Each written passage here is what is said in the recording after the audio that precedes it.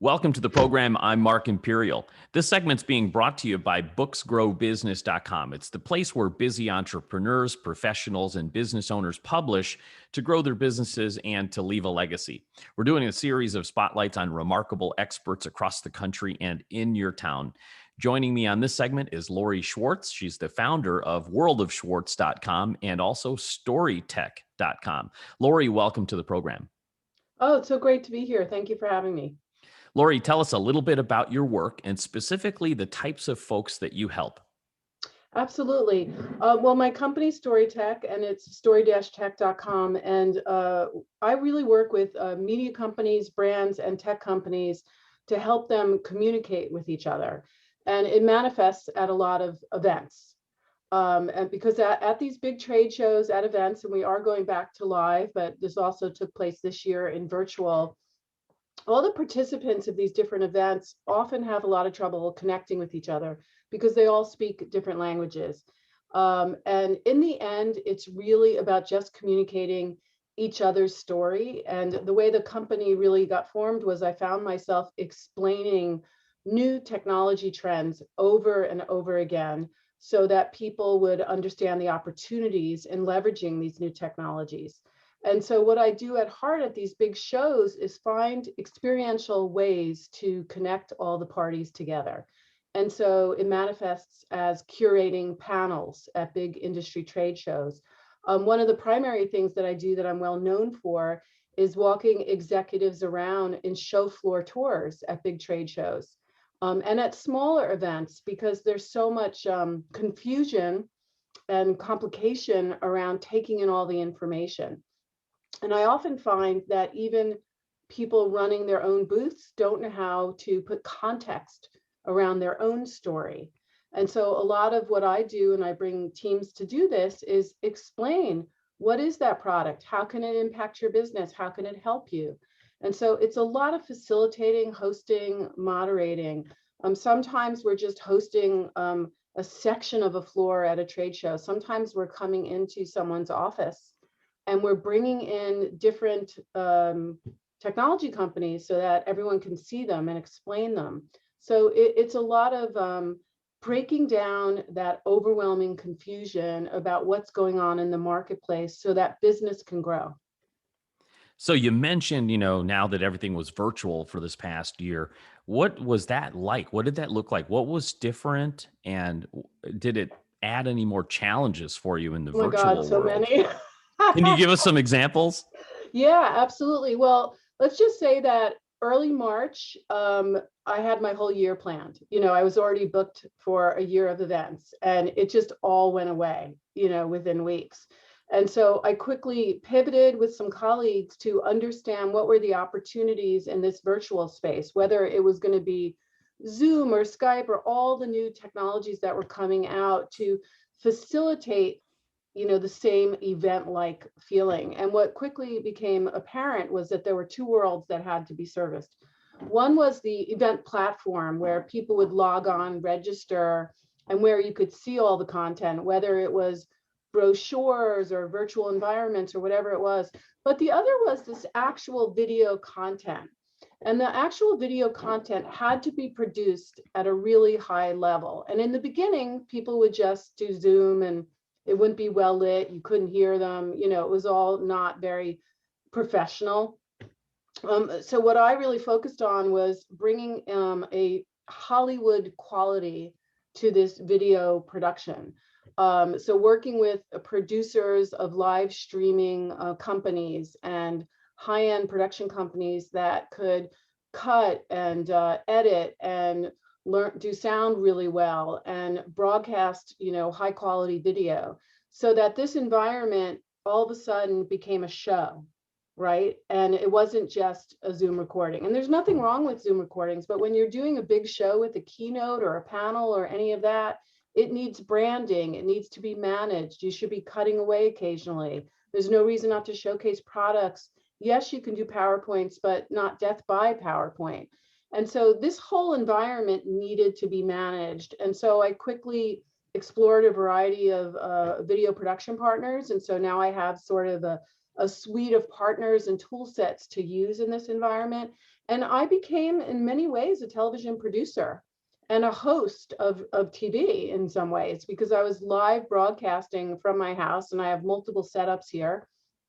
I had to invest in some equipment myself, but a lot of it was getting up and acting like almost like a 1950s live TV producer during the golden age of television, where one setup in one corner of my office was I was talking to the studio, and then the other setup was the camera, and then I was interviewing and talking to folks. And you really learn really quickly how to help people who don't know how to be in front of the camera, how to do this, what to say, what's the best experience. And you also have to be prepared, because it's live.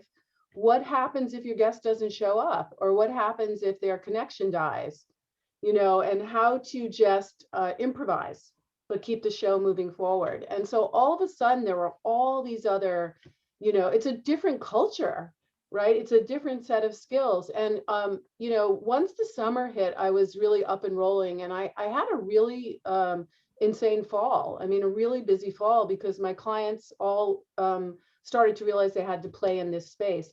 And what I've told everyone, and I believe this for 2021 as well, that this is another learning year, and that you should be getting as much experience in this virtual environments as you can. You should be transforming your business to be a digital business. It doesn't mean live isn't going to come back. It's definitely coming back, but it's going to take a while. And you're going to need to have a virtual component to everything you're doing, some sort of digital experience that communicates your brand and tells your story. And you're going to need to hire professionals to help you do it, and not to be shy about that.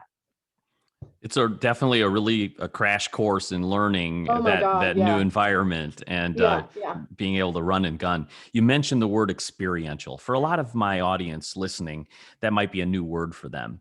Yes. Can you kind of give us an example of like some best practices, or maybe examples of great experiential events, and how that helped the brand connect with their consumer?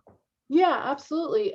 So giving you an example, in the live world, when we do these show floor tours, we actually have a room with catering where people come in. We give them a briefing. There may be someone who does a little 15-minute introduction speech. We give them a white paper that explains all the trends they're about to see. We make them very comfortable. They can leave their bags, because believe it or not, executives, when they're schlepping around a show floor tour and they're carrying heavy bags, part of this is entertainment, and it's how they feel as a human being. So making them comfortable, feeding them, and then we give them headsets, and we construct the walk around the show floor in a way that it's not laborious, but it's interesting and stimulating and informative. And so what you want them to do is walk away feeling excited and happy, almost like they were just a kid in a candy store, right? Because it has to be entertaining. And also that story in our company's name, Story Tech, that story is very important. We are all born genetically to absorb story, right? And there's tons of books about this, and Joseph Campbell, and on and on. But really, if you explain a business opportunity, a company's technology solution, the context of that situation, that business opportunity, but you tell it like a story, immediately I'm interested, right? If I give context, and I often give context around things like being a working mom, and also what my demographic is, but I tell stories about the tech, and I tell stories about the business opportunity, and people lock in. And so they leave these experiences having had an experience. It's like going to an amusement park, right? So, and what we're finding too is that this generation's coming up, millennials, Generation Z, Generation Alpha, whatever you want, are more interested in having an experience than they are in being given a physical thing, right?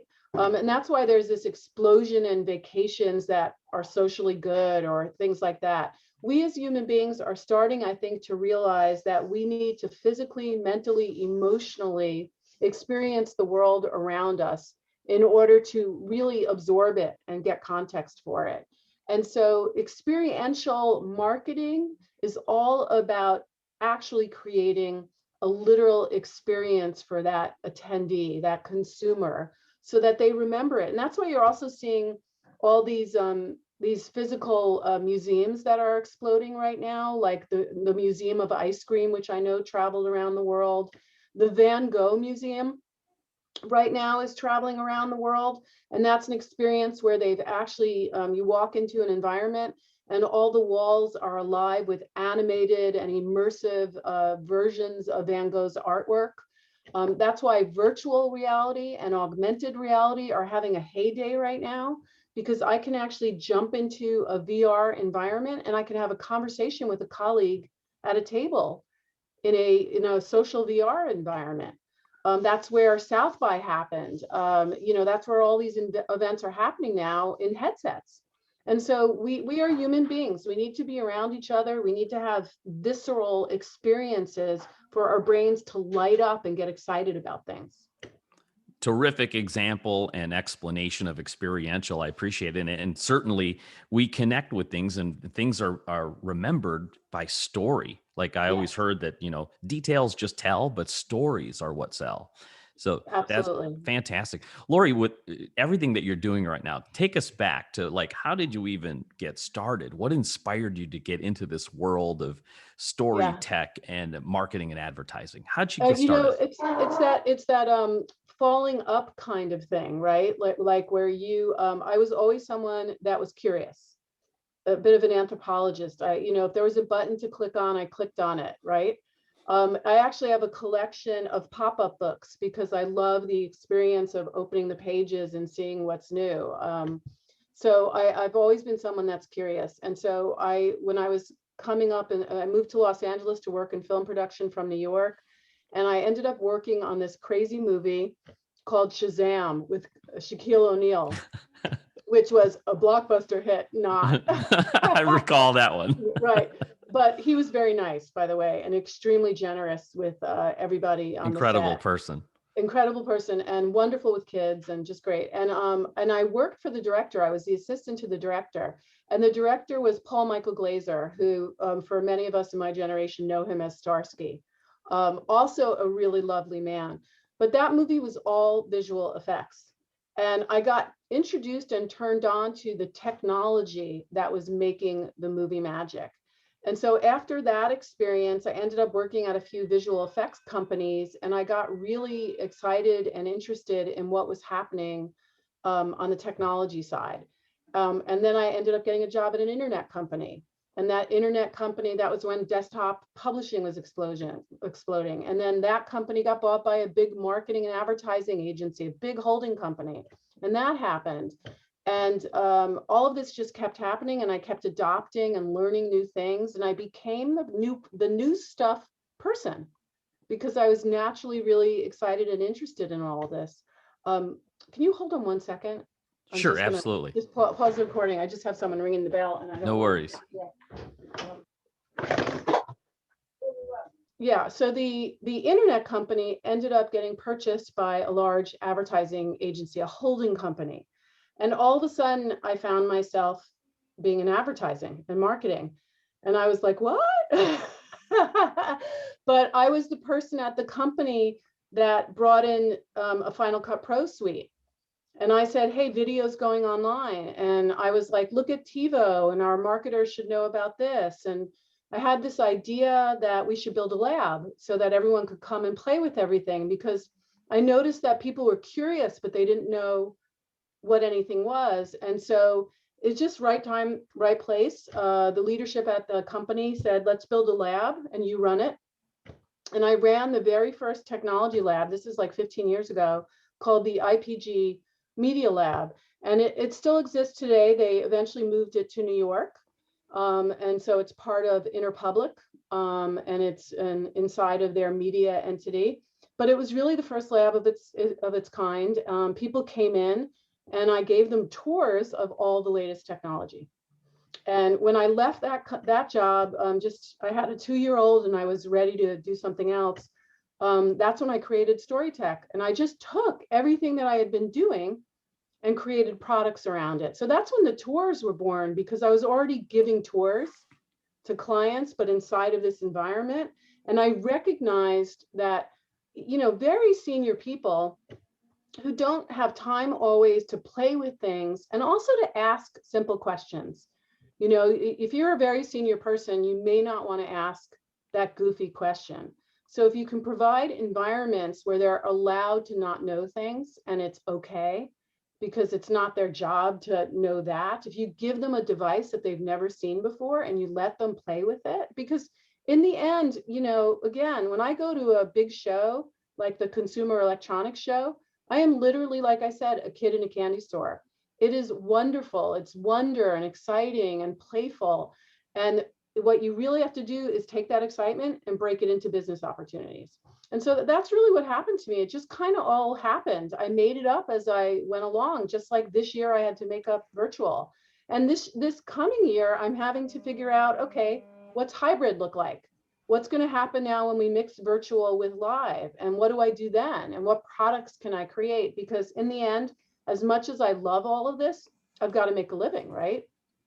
And so I have to keep reinventing and iterating the solutions I'm providing to fit into this world and to help lead clients, because they're overwhelmed by what they're doing too, you know? People are so excited for live to come back, I and agree. I agree. brands and companies are never going to not need to tell their story and get it communicated. So Right. I appreciate it. Lori, for folks listening right now that definitely know that they need to connect with you to help Yes. them with their story and communicate and create an experience for their customer base and their consumers, how do they find you and connect with you and learn more? Absolutely. Well, first of all, I'm all over the internet. Because I do a lot of hosting and moderating, and that's a big push for us this year, is to communicate the need right now in this hybrid time for professional hosts and moderators, like yourself, like people that are great with a mic in front of them, because making this transition is going to require hosts and moderators who really know what they're doing. So folks can find me at Lori, Lori, at story-tech.com. And also all of my social media is under the Tech Cat Girl, which is Technology Catalyst, Tech Cat Girl, on Twitter, on Instagram, and on all the different platforms. And I also host a show now on Clubhouse, Thursdays at 5 p.m. PST time, where we talk about trends. So you can find me, I'm everywhere. Lori H. Schwartz. Lori, I really appreciate the fascinating insights from your industry, and I appreciate taking the time and sharing with my audience. I wish it continued success for you and for all of your clients. Oh, well, thank you for giving me the opportunity to share my story. I really appreciate it. Lori Schwartz, founder of Story Tech. This segment's been brought to you by booksgrowbusiness.com. It's the place where busy professionals, entrepreneurs, and business owners publish to grow their businesses and to leave a legacy. That's all for now. I'm Mark Imperial, and thanks for tuning in.